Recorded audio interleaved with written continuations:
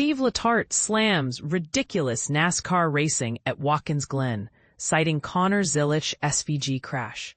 The NASCAR Cup Series race at Watkins Glen was yet another typical road course event, but not in a good way. Shane van Gisbergen took the checkered flag with a commanding lead, while the on-track action left much to be desired.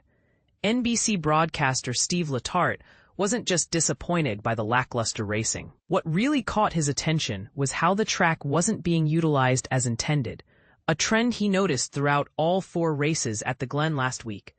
On Inside the Race, Letarte delved into what he saw as a glaring issue in the NASCAR races: the need for enforcing track limits.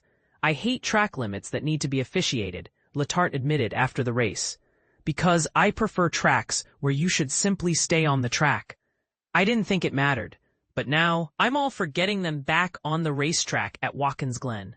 I'm not a fan of the Watkins Glen I'm seeing. I believe Turn 1 isn't as great of a corner without any respect or responsibility for the exit. Drivers just blow through the exit. The carousel is a much easier corner, allowing drivers to just go to the left. I also think Turn 6 is going.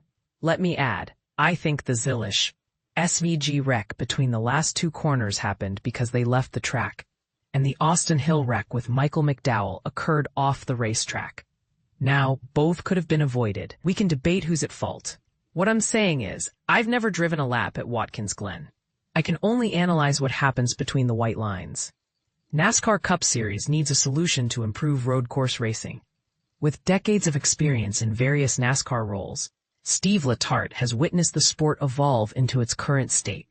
Considering how much the next-gen car struggles on road courses overall, is there any solution, apart from modifying the car itself, that can address this issue?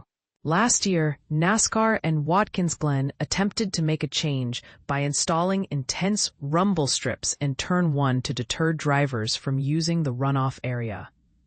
However, drivers paid no attention to them last year or this year. So, what's the answer for NASCAR? Letarte doesn't have a clear solution, but he knows something must be done. I'm not trying to penalize them. I just want the driver to feel like being on the racetrack is the preferred line. Letarte continued. So, as an industry, we need to find a way that's not more dangerous for the driver, not devastating to the race car. We've seen the turtles that destroy the race cars, which is also silly. I don't have the answer. Maybe it's a strip of AstroTurf that's like ice. I want to see race cars stay on the racetrack because I believe it will result in better racing.